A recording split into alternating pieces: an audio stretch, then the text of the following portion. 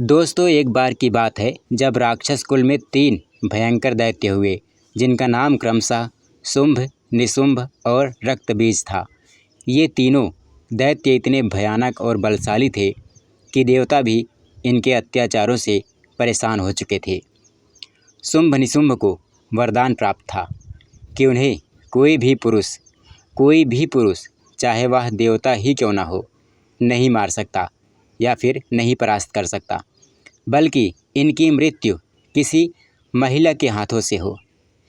इन दोनों ने यह वरदान इसलिए मांगा था क्योंकि इनकी यह सोच थी कि जब पुरुष इन्हें मारने की हिम्मत नहीं कर सकता, तो भला कोमल सी दिखने वाली, नाजुक सी दिखने वाली महिला में इतनी हिम्मत कहाँ से आएगी जो इनके वध के बारे में सोचे भी। बात यदि रक्तबीज की करें तो उसे भी एक अजीब सा वरदान प्राप्त था कि उसके खून की बूंद यदि धरती पर गिरती तो हर बूंद से एक नया रक्तबीज पैदा हो जाता। इस प्रकार के अद्भुत वरदानों के कारण तीनों दैत्य शुंभ, निशुंभ और रक्तबीज तीनों ने तीनों लोकों में हाहाकार मचा रखा था। चारों तरफ अत्याचार ही अत्याचार था।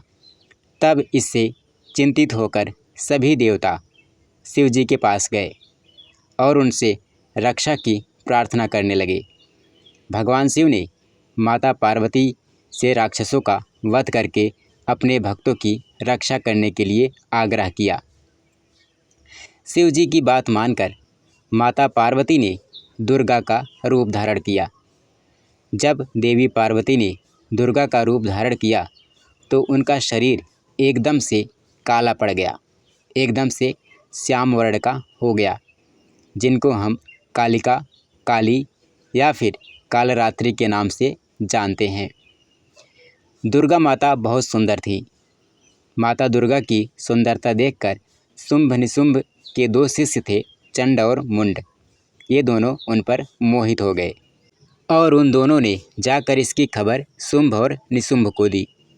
शुंभ और निशुंभ ने माता के पास संदेश भेजा कि या तो हम दोनों भाइयों में से किसी एक से विवाह कर लो या फिर मरने के लिए तैयार रहो।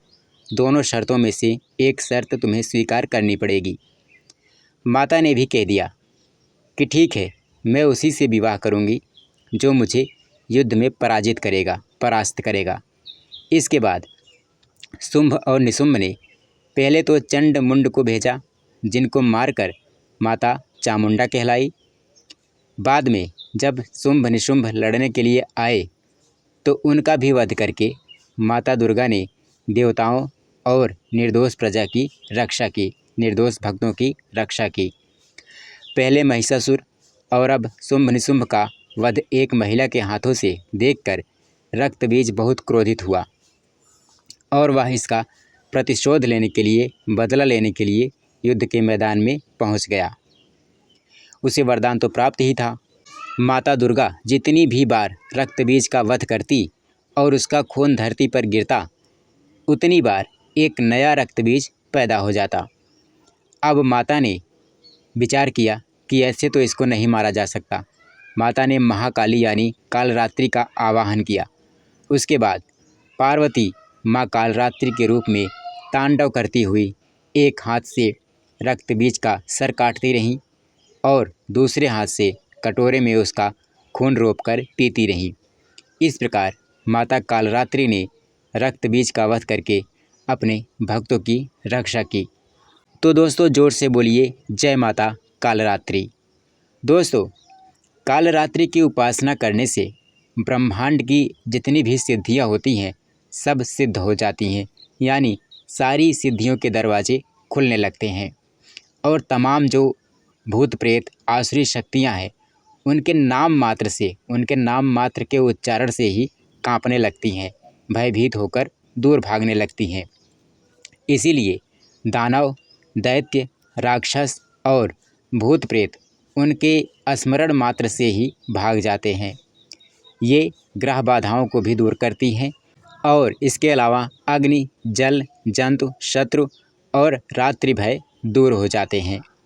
इनकी महिमा से इनकी कृपा से भक्त हर तरह के डर से भय से मुक्त हो जाता है। अब आइए जानते हैं कि माता कालरात्रि को प्रसन्न करने का मंत्र कौन सा है, उनको स्मरण करने का तरीका कौन सा है। तो यहाँ पे कुछ श्लोक हैं जिनको आपको कंठस्थ कर लेना है यदि आपको माँ कालरात्रि का स्मरण करना है, उनका ध्यान करना है और अपना कल्याण करना है। तो आइए जानते हैं वो मंत्र कौन सा है माता कालरात्रि का।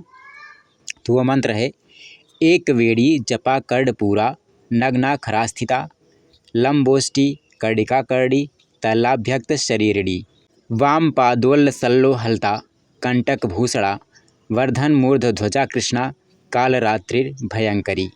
दोस्तों, इस मंत्र को अगर आपने कंठस्थ कर लिया तो आपको किसी भी डर से कांपने की ज़रूरत नहीं है। कोई भी भूत प्रेत आपका कुछ कर नहीं सकता। इस मंत्र को जो भी नर नारी जपता है, भूत प्रेत और आसुरी शक्तियाँ उससे दूर भागने लगती हैं और माता की कृपा उस पर हमेशा हमेशा के लिए बनी रहती है। तो एक बार फिर से बोलिए, जय माता कालरात्रि।